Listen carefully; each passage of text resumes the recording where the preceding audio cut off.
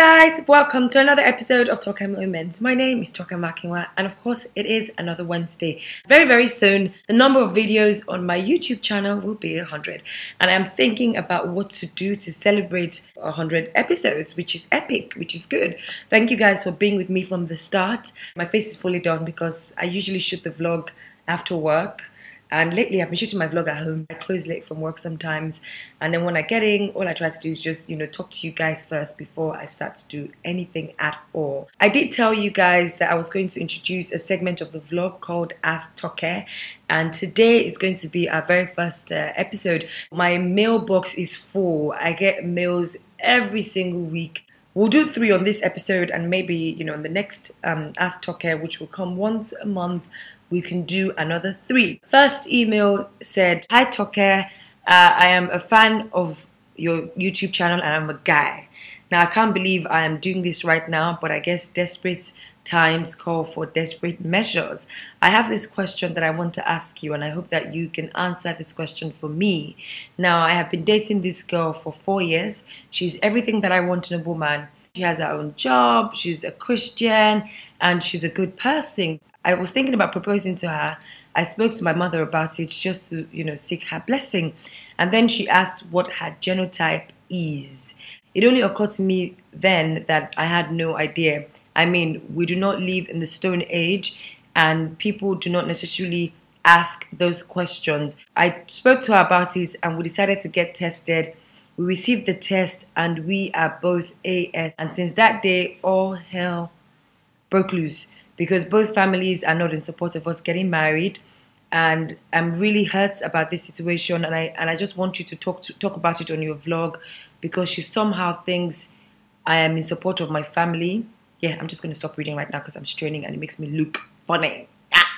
Okay, so first to start with, I'm not a medical practitioner. It's a very dicey subject. I mean, we love to do just light-hearted stuff, but I will try as much as I can to answer this question, and hopefully for everyone who would watch the vlog, we can talk about it. How important is checking the genotype of someone before you get married? 1.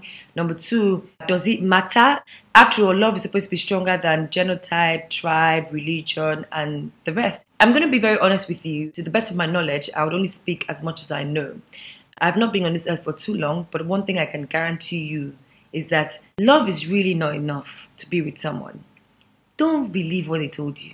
Let's be honest with ourselves. If we say, "Oh my God, I'm in love with this person, and love is enough, to take me through a lifetime with this person," if that person dies, why do you remarry somebody else? Why is it easy for you to fall in love with somebody else? Do you catch my drift? Love is good. Love is a very important ingredient, but love is not the flour that makes the cake. Right now, your families seem to be the bad guys, but the truth is, it's not an easy decision to make. This is a lifetime decision. They are probably opposing this relationship because you guys might not be ready for what life might throw at you. And life is hard enough, to be honest with you. Life is tough. There's so many things that you have to worry about. You have to worry about the money. You have to worry about the kind of quality of life that you guys are going to give to each other. And of course, you have to worry about bringing kids to the world. And, it's a very selfish thing if you're thinking about just the both of you now. It's not something that you say, "What do my family know? I'm in love, I'm in love, I'm in love. She's AS and you are AS." It's something the both of you have to talk about together. You guys have to do all the research you can. You have to ask around, ask the doctors, ask every question that is askable, and make sure that the both of you are on the same page. You have to be aware and be in the know and know what to expect and know if it's a life that both of you want to have. Because having a sick child sometimes is not the best of conditions. Having a sick child, if the both of you are not ready for it, might ruin the love that you think you have for each other. Having a sick child might drain your finances. Having a sick child might affect you psychologically. Having a sick child is not something that people pray for. So you have to know, and both of you have to agree. When the child is groaning at night, when the child has to spend, time in the hospital, when both of you have to take time off work, when, everything now becomes about that child, and your wife doesn't even have the time to take care of herself. She can't fix a weave. She can't even think about catering to you because you have a sick child. Love sometimes is really not enough. Now, somebody might say, well, this is 2014 and there are so many things you can do. People can quickly check if the child is sickle cell, then, you take it out. Both of you need to look at the pros and the cons. Both of you need to be educated about chances.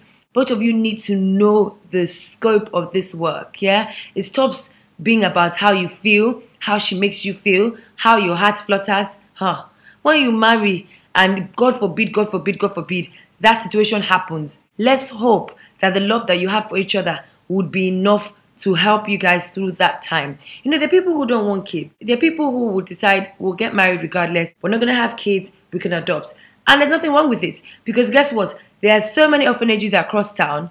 And, you know, some children can do with the home that you have and the home that you can build. All I'm saying is both of you have to know what it is that you're getting into. Okay? So I've been dating this guy, and we've been seeing each other for quite a while right now. In my mind, I feel like we're on the right track. In my mind, I feel like he'll propose anytime soon. In my mind, I feel like this is the guy I'm supposed to be with. One time I was using his computer and I saw some of the sites that he had visited, and I saw that he was browsing some rings. And since then, I've been having sleepless nights. I really can't just put myself together. Every single time I think he'll propose. I thought he was going to do it on my birthday. My birthday passed, he didn't do it. I thought he was going to do it on his birthday. His birthday passed, he didn't do it. I have my acceptance speech down. And now I'm kind of worried. How am I supposed to be sure that the ring was not for somebody else? Now I'm freaking out real bad. I don't know if I should ask him. No, don't ask him. You can't ask him. Don't act like a crazy person. Date for dating's sake. Why are you just turning yourself into a mad person? Chill, man.